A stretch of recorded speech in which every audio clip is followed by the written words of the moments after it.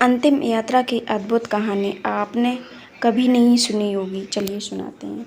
एक गांव में एक बुजुर्ग आदमी की मौत हो गई। उनके बेटे, सगे संबंधी और गांव वालों ने मिलकर उनके अंतिम यात्रा की तैयारी की। उसकी अर्थी तैयार की गई और उसे शमशान की ओर लेकर जाने लगे। अभी वो लोग कुछ दूर ही पहुंचे थे कि वहां पर दूसरे गांव से एक आदमी आया।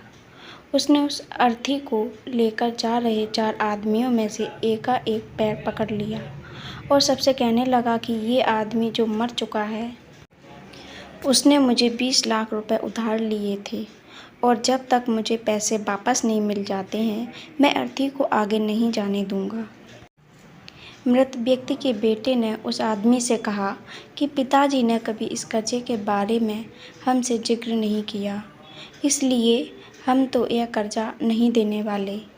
जब बेटे ने ही मना कर दिया तो उस मृत व्यक्ति के भाइयों ने भी कहा कि जब बेटे ही मना कर रहे हैं तो हम भी इस कर्जे की जिम्मेदारी नहीं लेने वाले हैं। शमशान यात्रा में शामिल कोई भी आदमी पैसे देने के लिए राजी नहीं हुआ। दूसरे गांव से आए उस आदमी ने अर्थी को आगे भी नहीं जाने दिया जब तक कि इस घटना की खबर घर की महिलाओं तक न पहुंच गई। मरे हुए आदमी को एक बेटी थी।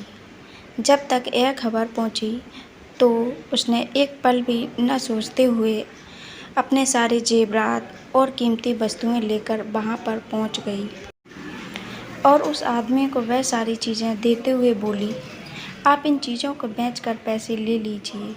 अगर कुछ कम पड़ेंगे तो वह भी मैं आपको धीरे धीरे लौटा दूंगी, लेकिन मेरे पिताजी की यात्रा को मत रोकिए। इस घटना को देखकर सारे गांव वाले दंग थे। तभी वह आदमी जो कर्जे की मांग कर रहा था, वह बोला कि दरअसल मुझे 20 लाख रुपए लेने नहीं थे, बल्कि मैंने इस आदमी से कभी लिए थे जो मैं आज लौटाने आया था, लेकिन मुझे पता नहीं था कि इनका असली हकदार कौन है, इसीलिए मैं यह सारा नाटक रचा।